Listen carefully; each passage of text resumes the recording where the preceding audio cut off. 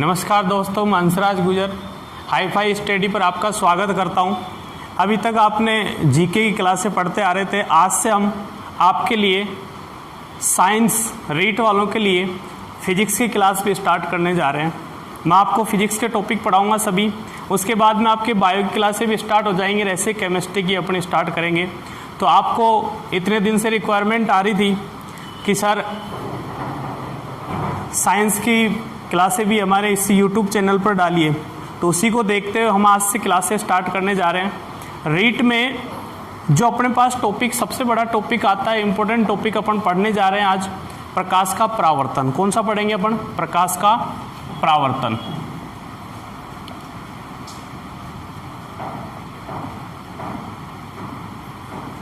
तो प्रकाश का परावर्तन क्या होता है दोस्तों?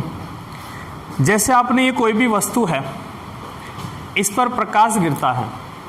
जैसे मान लो ये लाइट से आ रहा है या कहीं सूर्य से प्रकाश आ रहा है, तो ये वस्तु अपने पास तीन काम करेगी। तीन काम क्या क्या करेगी कि पहला तो कुछ प्रकाश को ये अवशोषित कर लेगी। क्या कर लेगी? अवशोषित करेगी। कुछ प्रकाश क्या होगा? आर पार निकल जाएगा। आर पार जैसे कांच होता है, कांच से आर पार निकलता है प्रकाश। और कुछ प्रकाश क्या होगा दोस्तों? इससे टकराकर वापस लौटेगा। इसका मतलब ये हो गया कि किसी भी वस्तु की सतह से प्रकाश का टकराकर वापस लौटना एक तरह से क्या कहलाता है? प्रकाश का परावर्तन। तो सिंपल सी ये परावर्तन का मीन क्या है कि प्रकाश जिस माध्यम से आ रहा है उसी माध्यम में टकराकर लौट जाए, उसको अपन क्या बोलते हैं? प्रकाश का परावर्तन। अब प्रकाश का परावर्तन दो प्रकार का होता है दोस्तों। दो प्रकार का क्या? पहला होता है नियमित परावर्तन, नियमित परावर्तन, और दूसरा होता है अनियमित परावर्तन। कौन सा होता है? अनियमित परावर्तन। अब नियमित परावर्तन क्या होता है कि अगर मान लो अपनी सतह कैसी हो? समतल। कैसी हो? समतल। तो इस पर प्रकाश गिरेगा। गिरने के बाद एक निश्चित दिशा में क्या होगा? परावर्तित हो जाएगा। उसको तो अपन क्या बोलते हैं? नियमित परावर्तन। जितनी भी वस्तुएं अपन को दिखाई देती हैं वो किस परावर्तन के कारण दिखाई देती है? नियमित परावर्तन के कारण। सेकंड, अनियमित परावर्तन में क्या होता है कि अगर मान लो अपनी सतह कैसी हो वस्तु की? खुरदरी हो। कैसी हो? खुरदरी। तो खुरदरी होगी तो उस पर प्रकाश आपतित होगा और परावर्तन के बाद प्रकाश विभिन्न दिशाओं में गमन करेगा। ऐसे परावर्तन को अपन क्या बोलते हैं? अनियमित परावर्तन। अब इस अनियमित परावर्तन से अपने पास क्वेश्चन बनेगा। क्या क्वेश्चन बनता है? बहुत इंपॉर्टेंट क्वेश्चन है, बहुत बार एग्जाम में पूछा गया है कि आकाश का नीला दिखाई देना। तो आपके पास चार ऑप्शन होंगे। पहला ऑप्शन क्या है? प्रकीर्णन। सेकंड है अपवर्तन। थर्ड है व्यतिकरण। और फोर्थ जैसे मैंने लिख दिया ध्रुवण।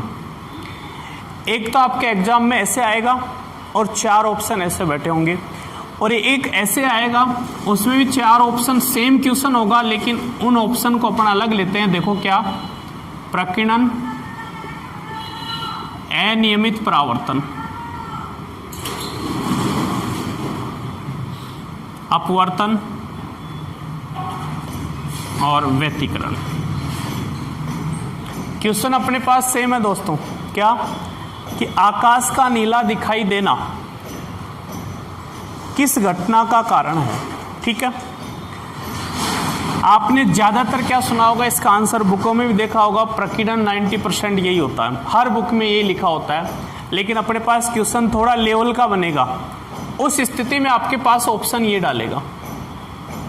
प्रकीर्णन का मतलब क्या है? सिंपल सा कि प्रकाश का किसी भी कण पर गिर के फैलना क्या कहलाता है? प्रकीर्णन। अभी अनियमित परावर्तन क्या था अपना? कि प्रकाश गिरेगा और विभिन्न दिशाओं में गति कर रहा है, ये भी क्या एक तरह से फैलना ही हो गया। इसका मतलब प्रकीर्णन जो है वो किसका पार्ट हो गया? अनियमित परावर्तन का। अगर अनियमित परावर्तन नहीं है तो आपका ऑप्शन हमेशा सही कौन सा होगा? प्रकीर्णन का। लेकिन ऑप्शन में आपके पास क्या बैठा दे? अनियमित परावर्तन। तो उस स्थिति में आपको प्रकीर्णन को टिक नहीं करना। कौन सा सही होगा अपना? अनियमित परावर्तन। क्यों? क्योंकि अनियमित परावर्तन का ही पार्ट क्या है? प्रकीर्णन है। तो थोड़ा सा लेवल का क्वेश्चन बनाएगा तो अपने पास एग्जाम में कौन से ऑप्शन दे देगा? ये वाला। बाकी 90% अपने पास कौन से चलेंगे? ऑप्शन ये वाले। और आपको हमेशा टिक कौन सा करना है? प्रकीर्णन। और ऐसा आ जाए तो आपको सबसे पहले किस पे जाना है? अनियमित परावर्तन पे। तो ये अपने पास सिंपल डेफिनेशन थी प्रकाश के परावर्तन पे, जो 2 प्रकार के थे। इसके बाद में अपने पास आता है परावर्तन के नियम। इस परावर्तन के नियम से भी अपने पास एग्जाम में क्वेश्चन बनते हैं।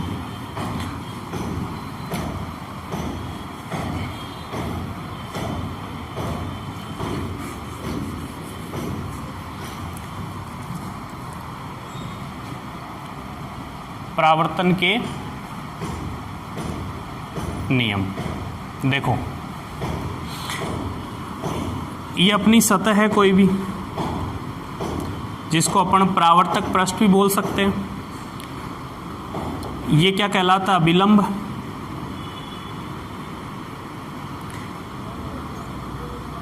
ये आपतित किरण।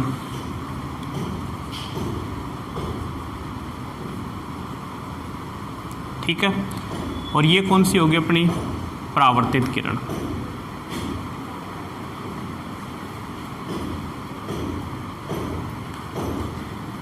ये क्या कहलाएगा? अपना परावर्तक पृष्ठ। ये आई अपना कौन सा हो जाएगा? आपतन कोण। और ये कौन सा हो जाएगा? परावर्तन कोण। ठीक है। अपने पास 2 नियम होते हैं इसमें। पहला नियम क्या है कि आपतित किरण और परावर्तित किरण और अभिलंब तीनों क्या होते हैं? एक ही तल में। एक ही तल का मतलब किसी एक ही बिंदु पर मिलते हो। तो फर्स्ट नियम में आपतित किरण, परावर्तित किरण और अभिलंब तीनों क्या होते हैं? एक ही तल में होते हैं। सेकंड, अपने एग्जाम में क्वेश्चन इसी से आएगा कि आपतन कोण I और परावर्तन कोण R ये सदैव क्या होते हैं? बराबर होते हैं। क्या होते हैं? बराबर होते हैं। ये क्वेश्चन सेकंड ग्रेड में भी आया हुआ है। किस में आया हुआ है? सेकंड ग्रेड में, कि परावर्तन के लिए निम्न में से कौन सा संबंध सत्य है। तो देखना एक क्वेश्चन कैसे घूमता है। यहां से क्वेश्चन आपके पास आएगा, निम्न में से परावर्तन के लिए सत्य है। तो ऑप्शन आपके पास आएगा first I greater than R, second आएगा I less than R, third आएगा I upon R is equal to 1 और फोर्थ आ जाएगा अपने पास इनमें से कोई नहीं।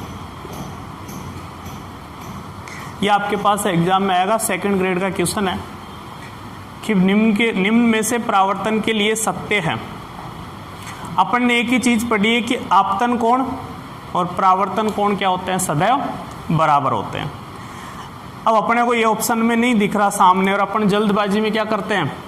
एक ऑप्शन बैठा हुआ है यहाँ पर, इनमें से कोई नहीं, और अपन क्या कर देते हैं? उसको टिक कर देते हैं और वहीं पर अपना क्वेश्चन क्या हो जाता है? गलत हो जाता है। तो थोड़ा सा आपको सोचना है कि यहाँ से I में R का भाग देंगे तो कितना बचेगा? 1 ही तो बचेगा। तो आपका ऑप्शन कौन सा होगा? थर्ड सही होगा। तो जल्दबाजी में अपना क्वेश्चन गलत हो जाता है फिजिक्स का, क्योंकि आपने पढ़ाई यही है, क्योंकि कोण I बराबर में R, और अपन क्या करते हैं क्योंकि वहाँ पर टाइम कम होता है तो अपन को दिख ही नहीं रहा कोण I बराबर में R, तो उस स्थिति में अपन कौन से पे चले जाते हैं? इनमें से कोई नहीं। तो वहाँ पर अपना क्वेश्चन गलत हो जाएगा। तो आपको ध्यान से देखना है कि I बटे R बराबर में 1 दे रखा है, इसका मतलब यहाँ से अपना ऑप्शन कौन सा सही होगा? थर्ड ऑप्शन सही होगा। नेक्स्ट क्वेश्चन, यहीं से क्वेश्चन क्या बनता है देखो,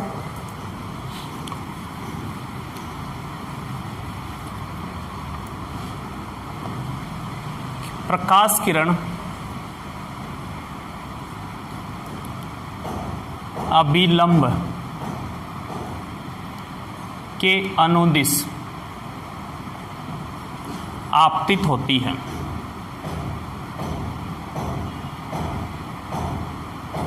तो परावर्तन कोण कितना होगा?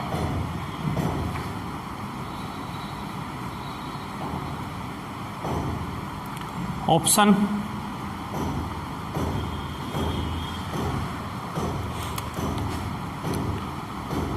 (90 डिग्री, 180 डिग्री, 0 डिग्री और 45 डिग्री। क्वेश्चन क्या है आपके पास कि कोई भी प्रकाश किरण है वो अभिलंब के अनुदिश आपतित होती है तो परावर्तन कोण कितना होगा? अपन ने अभी पढ़ा था कि आपतन कोण और परावर्तन कोण क्या होते हैं? सदैव बराबर होते हैं। तो इसमें कैसे सोल्व करोगे देखना। ये अपना परावर्तक पृष्ठ है, अभिलंब यही था, ठीक है। अभी अपन ने बात करा था आपतन कोण था कौन सा, कि जो आपतित प्रकाश किरण होती है उसके द्वारा विलंब के साथ बनाया गया कोण। तो अभी क्वेश्चन में क्या बोला जा रहा है आपको? अभिलंब के अनुदिश, अनुदिश का मतलब उसी दिशा में, यानी कि जो प्रकाश किरण है वो कैसे आ रही है? ऐसे आ रही है। तो इसका मतलब आपतित किरण और अभिलंब जो था वो इस स्थिति में एक दूसरे के ऊपर यानी कि समपाती है, और जब रेखाएं एक दूसरे के ऊपर होती है तो कोण कितने डिग्री का बनता है? 0 डिग्री का। तो जब आपतन कोण 0 डिग्री है तो आपके पास परावर्तन कोण भी क्या होगा? 0 डिग्री। तो ऑप्शन अपने पास कौन सा हो जाएगा? थर्ड। कौन सा हो जाएगा? थर्ड। इसी बेस पे आपको एक क्वेश्चन देता हूं, इसके आंसर जरूर देना और कमेंट्स बॉक्स में जरूर लिखना, ताकि आपको पता चले मेरे को कि आपको कितना समझ में आया, कितना समझ में नहीं आया। क्वेश्चन क्या है देखो,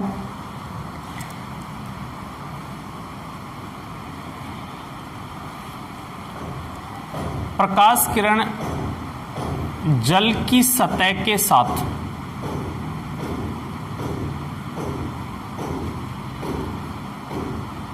तीस डिग्री कोण पर आपतित होती है तो परावर्तन कोण कितना होगा? क्या क्वेश्चन आपके पास, प्रकाश किरण जल की सतह के साथ 30 डिग्री कोण पर आपतित होती है तो परावर्तन कोण कितना होगा? ऑप्शन में दे रहा हूं आपको,